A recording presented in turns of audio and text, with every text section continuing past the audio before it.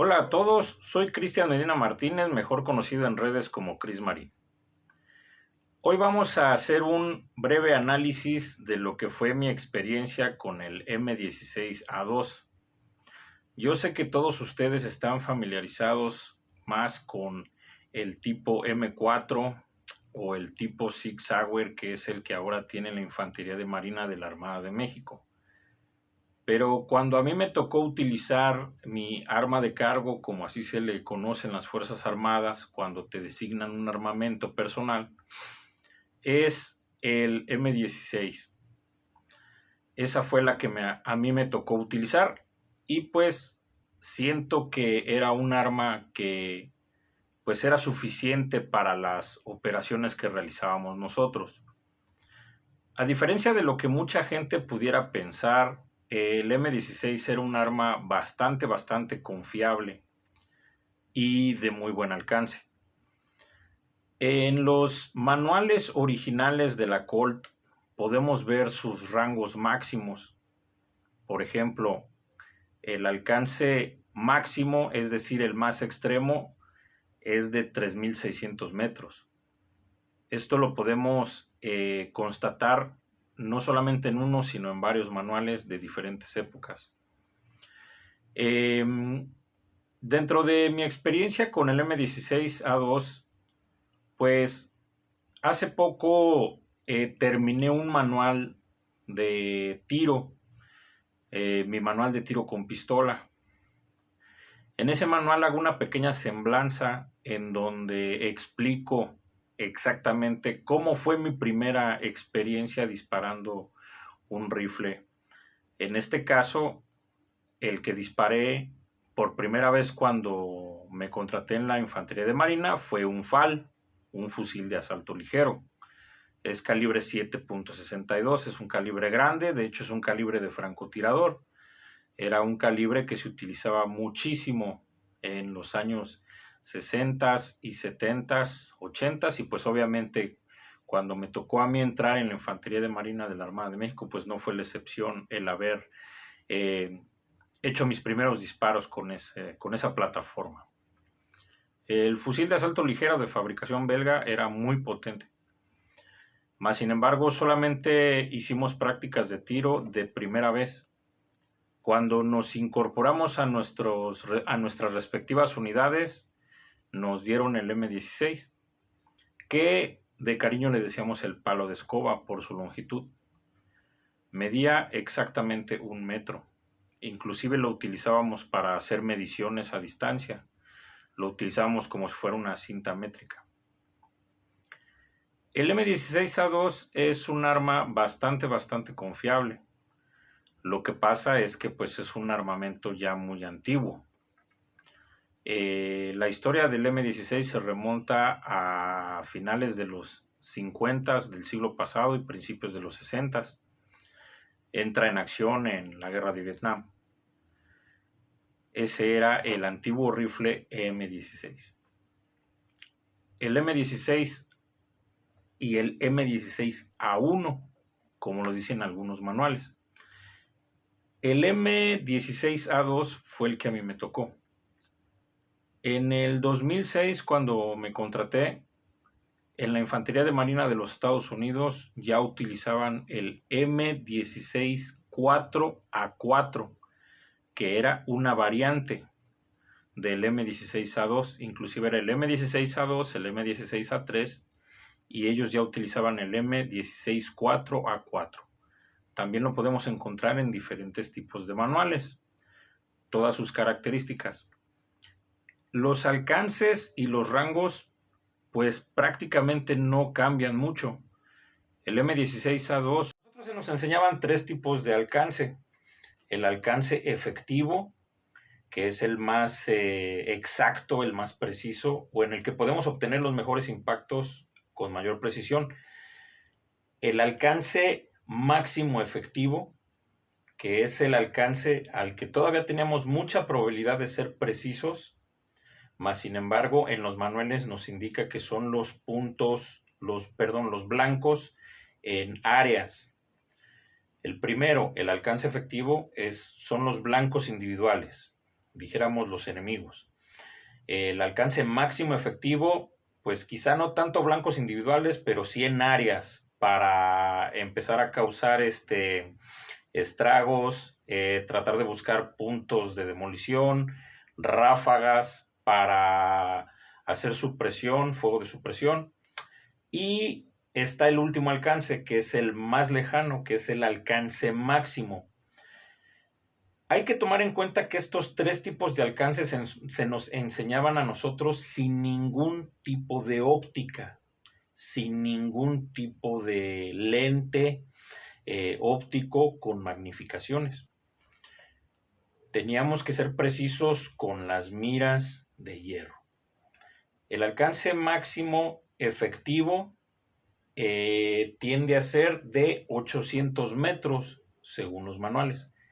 El alcance efectivo para blancos específicos, para blancos personales, es de 550 metros. Y el alcance lejano es de 3.600 metros, el alcance máximo. Entonces son tres: el alcance efectivo, 550 metros, el alcance máximo efectivo, 800 metros, y el alcance máximo, el alcance lejano, 3.600 metros, según los manuales norteamericanos de fabricación de la Colt, de donde viene el M16A2. Dentro de mi experiencia, al empezar a disparar, en los primeros, mis primeras dotaciones a tirar, cada año teníamos que tirar 300 cartuchos por persona. Es decir, teníamos 2 dotaciones, cada una de 150 cartuchos. Esto no es lo mismo que la dotación que siempre teníamos nosotros.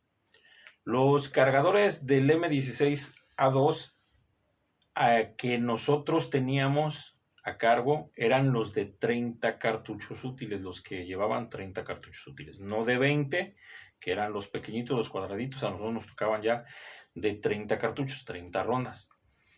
Entonces nosotros teníamos que tener en nuestros chalecos, en nuestros portacargadores, teníamos que tener 7 cargadores. Bueno, 6 cargadores en nuestro cuerpo pegados y un cargador inserto en nuestra M16A2.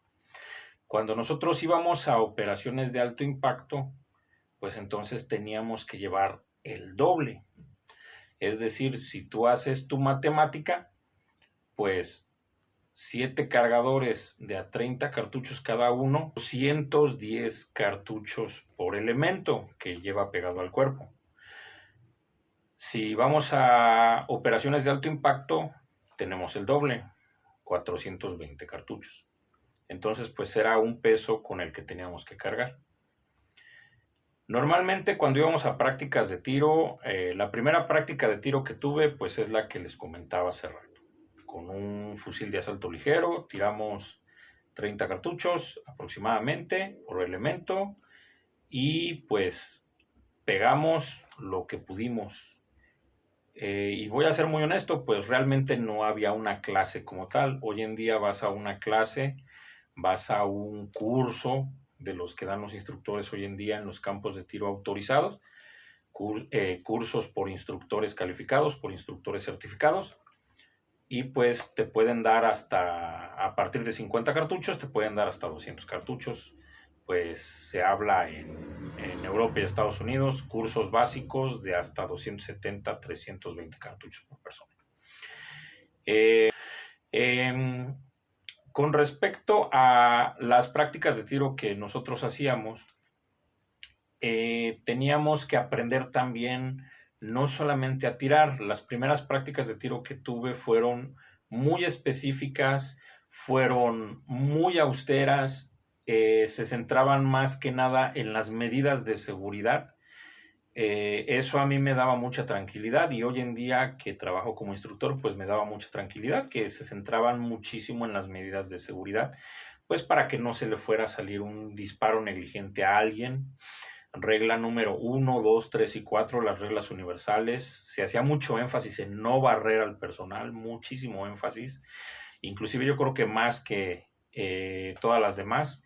se hacía énfasis en las 4 reglas universales, pero más que nada en no barrernos entre nosotros, máxime si estábamos en un campo de tiro. ¿Por qué? Porque había algunas clases donde había instructores que pues habían tomado cursos como el de operaciones en selva, el de comandos, había instructores que ya tenían mucha experiencia dando capacitación con el M16 en la Infantería de Marina y nos ponían a hacer ejercicios tácticos. Entonces, nosotros tenemos que tener mucho cuidado. Cuando trabajábamos ya lo que es el regimado o lo que se conoce como poner a cero, nuestro M16, el poner a cero era con una hoja que pues le heredamos a Estados Unidos, pues todos nuestros manuales, pues honestamente, pues son una calca de los manuales de Estados Unidos, sobre todo en la Infantería de Marina. Copias casi fieles de los manuales de los Rangers de Estados Unidos, de los manuales de la Infantería de Marina de los Estados Unidos, y pues creo que salvo los manuales de conocimientos marineros que vienen de España, creo que todos los demás pues son una copia muy modificada o muy a la mexicana de los manuales de Estados Unidos. Quiero pensar que extraemos lo bueno y desechamos lo malo. Más sin embargo, habría que ser todo un perito en manuales de campo norteamericanos para saber exactamente qué nos sirve y qué no nos sirve. Eso es algo que cuando alguien se dedica a estudiar los manuales, pues empieza a ver que hay muchísimas piezas de su ajedrez que desearíamos tener nosotros en nuestro propio tablero. Bueno, en mi experiencia con el M16A2, el poner a cero un M16 pues fue algo que me tocó en una clase, en una práctica de tiro con 210 cartuchos, perdón, con 150 cartuchos. 210 era la dotación, 150 era la dotación para práctica de tiro por persona. Y pues de alguna manera se logró. Aquí lo interesante del caso es que si bien es cierto que el arma que a mí me tocó estaba en muy buenas condiciones para ponerla a cero, no logré ponerla exactamente a cero como indica la hoja para hacer el regimado a 25 metros. Nosotros lo estábamos haciendo a 25 metros. Y recuerdo que tuve una muy pequeña diferencia en donde yo ya había puesto mi tambor de elevación en la posición correcta y el alza de mira del grano de mira sobre el cañón ya estaba en la posición correcta. Más sin embargo, el instructor me dijo, Cristian, puedes dejar así tu rifle porque cuando ahorita hagamos los disparos, pero ya lo que viene siendo la botella o el muñeco o la caja torácica, pues no vas a poder fallar. Entonces, ahí aprendí que de lo que se trata realmente es de poder tener un control totalmente personal, un control visual de en dónde queremos colocar exactamente nuestros tiros. Entonces, voy a utilizar ahorita esta réplica, es una réplica que utilizo para entrenamientos, en donde, pero es exactamente los mismos tambores de alza, el mismo mecanismo que tiene aquí también un alza de mira en el grano del cañón, en donde nosotros damos vuelta a este tambor y se eleva. Entonces, cuando tú elevas el tambor, cuando tú elevas el alza de mira, lo que realmente estás haciendo es que tú vas a provocar una inclinación. Entre más alto está tu tambor tu tambor de elevación, tú vas a provocar una inclinación, porque lo que tú tienes que hacer con tus ojos, con tu visión, pues es alinear tus elementos de puntería hacia tu blanco. Entre más alto está el tambor, cuando tú alineas, más elevas tu cañón, pero eso es algo que nosotros poco podemos percibir. Obviamente, entre más lo elevamos, es para hacer ceros a una distancia más lejana. A nosotros lo que se nos recomendaba siempre era dejarlo en el punto más bajo y trabajar solamente con este botón giratorio que provoca que se vaya hacia un lado o hacia el otro, hacia la derecha o hacia la izquierda, pues la mira que está aquí, la mira circular que está aquí arriba. Eso es con lo que jugábamos nosotros. Casi no jugábamos con esto. ¿Por qué? Porque siempre los M16 que teníamos siempre estaban en la misma distancia. Lo que tratábamos de hacer nosotros era acomodarlos con respecto hacia nuestra visión. Pero la verdad es que estos M16 son muy buenos para hacer tiros en un rango de 25 metros. Entonces, nosotros teníamos muchas probabilidades de éxito al hacer los clics tanto a la derecha, a la izquierda, subir los puntos como marca la hoja. Y pues era algo realmente muy sencillo. Los instructores sabían cómo hacerlo. Nosotros hoy en día, los que recordamos cómo hacerlo, pues lo podemos hacer sin ningún problema. Es algo muy sencillo. Lo aprendes en 5 minutos y pues solamente es como con cualquier arma de fuego de largo alcance o vaya, de este tipo, ¿no? Rifles, ¿no? Elevación y pues lo que viene siendo las miras, colocarlas hacia un lado, unos clics hacia un lado, ya sea lado derecho o lado izquierdo, ¿no? Entonces, eso es lo que a mí me tocó hacer. Una vez que empecé a realizar mis impactos, los empecé a realizar ya muy confiado. Toda esta serie de fotos que estoy poniendo pues, son fotos inéditas que estoy subiendo ahora, que estoy compartiendo pues con toda la confianza, pues porque hoy en día pues muchísima gente comparte muchísimas fotografías y pues a mí me gusta compartir en un modo educativo pues todo lo que nosotros podemos compartirles, valga redundancia, pero de manera positiva, ¿no? Bueno, pues ahí se veía una fotografía donde yo utilizaba de tapones de oído unos cartuchos percutidos que me encontré. Obviamente los que me embonaban eran cartuchos de 9 milímetros, porque pues, si me ponían los cartuchos percutidos de 5.56 iban a sobresalir. Pues ahí están las fotos inéditas prometidas. Lo que era el desarme parcial para hacer la limpieza, pues era también de cajón. Siempre que terminábamos nuestras prácticas de tiro, pues teníamos nosotros mismos que hacer la limpieza. Se nos enseñaba a hacerlo con desengrasante tipo WD o similares y pues obviamente teníamos que aceitar, utilizábamos aceite de mecanismos de alta velocidad. Nosotros al estar en un clima cálido y húmedo teníamos que embadurnar por fuera todo el metal, sobre todo el metal que tendía a oxidarse, como el grupo del cañón, y pues sobre todo las piezas, los herrajes de donde se sostenía pues las correas, el portafusil, todo eso pues nosotros teníamos que ponerle una capa de aceite. Yo le ponía pues aceite de motor, me costaba mucho trabajo limpiarlo porque cuando teníamos que salir de gala, teníamos que salir a las ceremonias o para desfilar teníamos que utilizar nuestra arma de cargo, nuestra arma designada y pues teníamos que limpiarla bien, bien, bien. Y pues como el uniforme era blanco, pues es blanco el de gala de la infantería de marina, pues teníamos que cuidar de no mancharnos. La limpieza se hacía a conciencia, muy a conciencia. Sabemos que son armas que funcionan con los mismos gases al ser percutido el cartucho dentro de la recámara y pues dejan cierta carbonilla. Sin embargo, no nos importaba mucho el tema de la carbonilla, la raspábamos bien.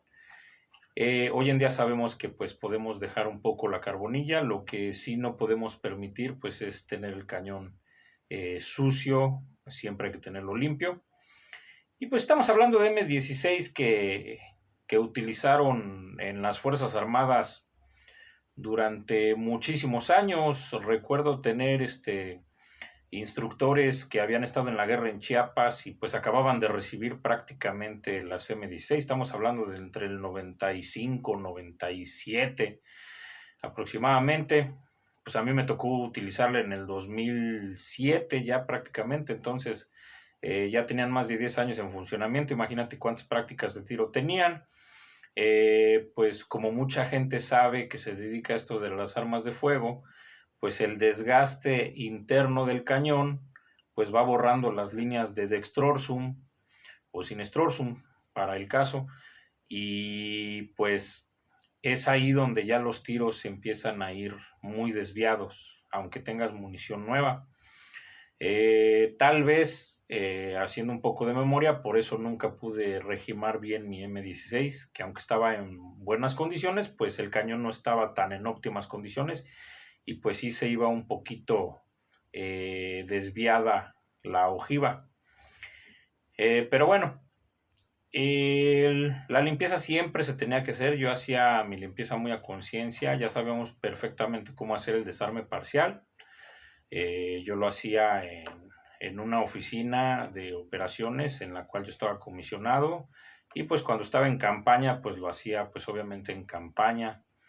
Ahí subí hace poco pues un pequeño video de lo que es la limpieza de combate que nos enseñaban los comandos para no tardarnos mucho. Obviamente pues eso era únicamente un remedio para que pues tu arma estuviera al 100 si estabas en operaciones de alto impacto, y evitar separar los cajones de mecanismo superior e inferior y pues hacer todo el trabajo completo, ¿no? Obviamente sí se tenía que hacer, pero pues cuando estabas en campaña, el polvo al estar a bordo de los vehículos o pues la simple intemperie, cuando dormíamos con el arma, pues había que tenerla en óptimas condiciones para cualquier enfrentamiento que pudiera darse.